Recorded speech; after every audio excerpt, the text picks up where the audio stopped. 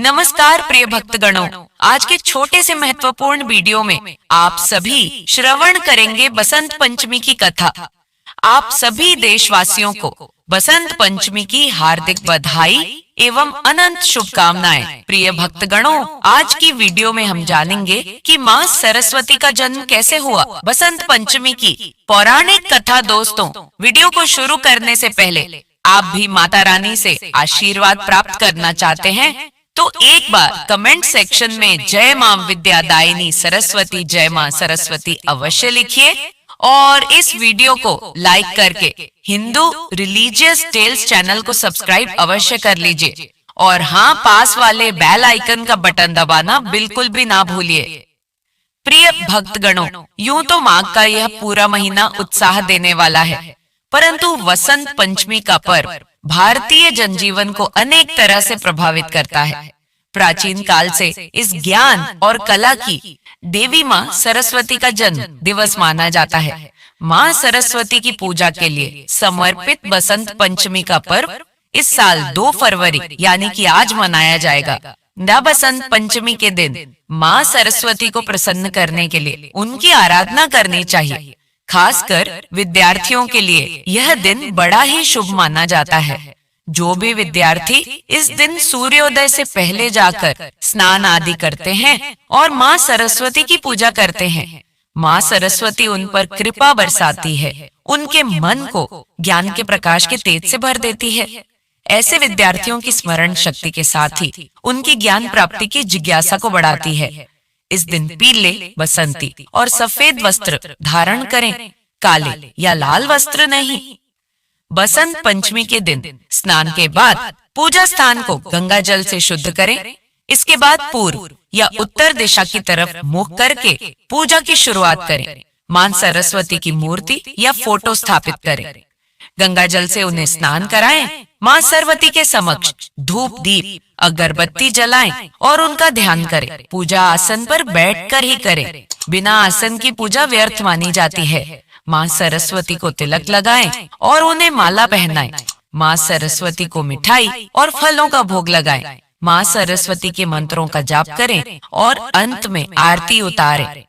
प्रिय भक्तगणों, बसंत पंचमी की पूजा बिना कथा के अधूरी है, तो चलिए सुनते हैं वसंत पंचमी की पौराणिक कथा। सृष्टि के प्रारंभिक काल में भगवान ब्रह्मा जी ने जीव की रचना की, खास तौर पर मनुष्य की रचना की, लेकिन अपनी रचना से वे संतुष्ट नहीं थे। उन्हें लगता था कि कुछ तो कमी रह गई है, जिसके कारण चारों ओर मौन छाया रहता है। तो ब्रह्मा जी ने इस समस्या के निवारण के लिए अपने कमंडल से जल अपनी अंजनी में लेकर संकल्प स्वरूप उस जल को छिड़ककर भगवान श्री विष्णु जी की स्तुति की। ब्रह्मा जी की स्तुति से प्रसन्न होकर भगवान विष्णु उनके समक्ष प्रकट हुए। तब ब्रह्मा जी ने भगवान विष्णु से प्रार्थना की, हे प्रभु, मैंने सृष्टि की रचना तो की है, लेकिन चारों तरफ मौन है, इसके लिए मुझे क्या करना चाहिए। ब्रह्मदेव की समस्या जानते हुए भगवान विष्णु ने आदि शक्ति मां दुर्गा का आवाहन किया। भगवान विष्णु के द्वारा आवाहन होने के कारण भगवती मां दुर्गा वहां तुरंत प्रकट हो गई। तब ब्रह्मा जी एवं विष्णु जी ने उन्हें संकट को दूर करने का निवेदन किया। ब्रह्मा जी तथा विष्णु जी की बातों को सुनने के पश्चात आदिशक्ति माता दुर्गा के शरीर से श्वेत रंग का भारी तेज उत्पन्न हुआ, जो एक दिव्य नारी के रूप में बदल गया। यह स्वरूप एक चतुर्भुज सुंदर स्त्री का था, जिनके हाथ में वीणा तथा दूसरे हाथ में वर मुद्रा थी। अन्य दोनों हाथों में पुस्तक एवं माला थी। आदि शक्तिमान दुर्गा के शरीर से उत्पन्न तेज से प्रकट होते हैं उन देवी ने वीणा का मधुर नाद किया। इस संसार के समस्त जीव जंतुओं को वाणी प्राप्त हो गई, यानी कि सभी सृष्टि के जीव जंतुओं को आवाज प्राप्त हुई। जलधारा में कोलाहल व्याप्त हो गया। हवा के चलने से सरसराहट होने लगी। इसी तरह समस्त सृष्टि को ध्वनि प्राप्त हुई। तब सभी देवताओं ने शब्द और रस का संचार कर देने वाली उन देवी को वाणी की अधिष्ठात्री देवी सरस्वती कहा और तभी से माँ को सरस्वती नाम से जाना जाता है।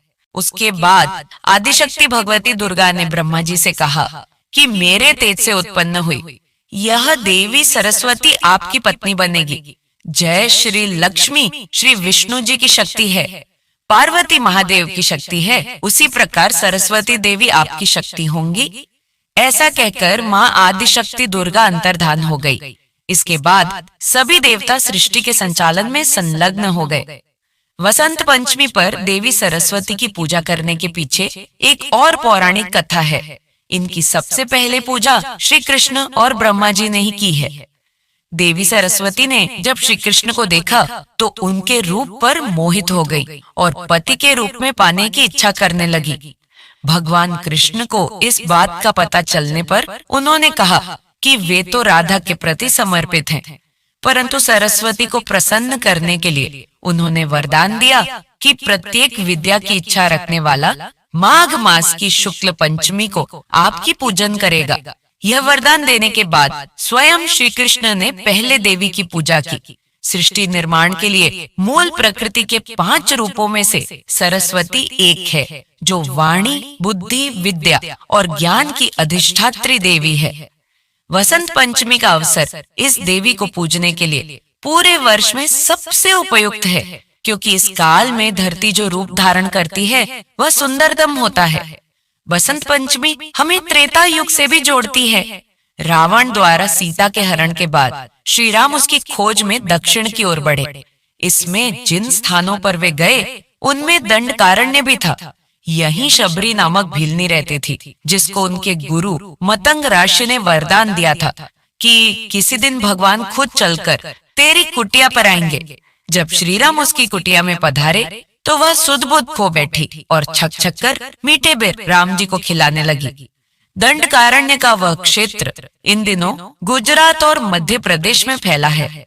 गुजरात के डांग जिले में वह स्थान है जहाँ शबरी माँ का आश्रम था। वसंत पंचमी के दिन ही रामचंद्र जी वहाँ आए थे। उस क्षेत्र के वनवासी आज भी एक शिला को पूजते हैं, जिसके बारे में उनकी श्रद्धा है कि श्री राम आकर यहीं बैठे थे। वहाँ शबरी माता का मंदिर भी है। बसंत पंचमी हमें त्रेता युग से जोड़ती है। रावण द्वारा सीता के हरण के बाद श्री राम उसकी खोज में दक्षिण की ओर बढ़े। इसमें जिन स्थानों पर वे गए उनमें दंडकारण्य भी था।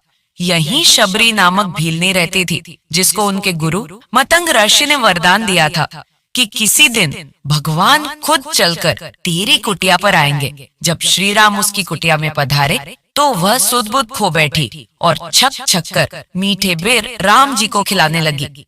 दंडकारण्य का वह क्षेत्र इन दिनों गुजरात और मध्य प्रदेश में फैला है। गुजरात के डांग जिले में वह स्थान है जहाँ शबरी माँ का आश्रम था। वसंत पंचमी के दिन ही रामचंद्र जी वहाँ आए थे। उस क्षेत्र के वनवासी आज भी एक शिला को पूजते हैं, जिसके बारे में उनकी श्रद्धा है कि श्री राम आकर यहीं बैठे थे। वहाँ शबरी माता का मंदिर भी है।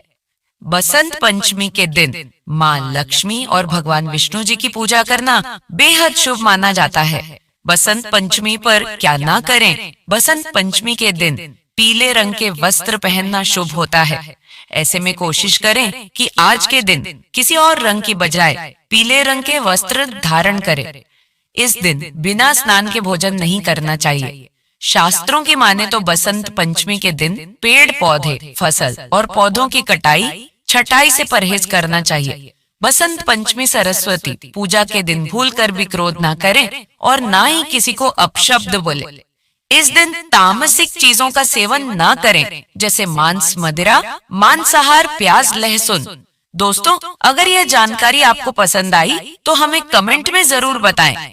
माँ सरस्वती के भक्त हैं तो कमेंट में जय माँ विद्यादायिनी सरस्वती अवश्य लिखें। माँ सरस्वती की कृपा समस्त देशवासियों पर सदा बनी रहे। इस वीडियो को देखने के लिए आप सभी का धन्यवाद करती हूँ। अपने पसंदीदा हिंदू रिलीजियस टेल्स चैनल को सब्सक्राइब करें ताकि ऐसे ही जानकारी वाले वीडियो देख सके। जय श्री राम, हर हर महादेव।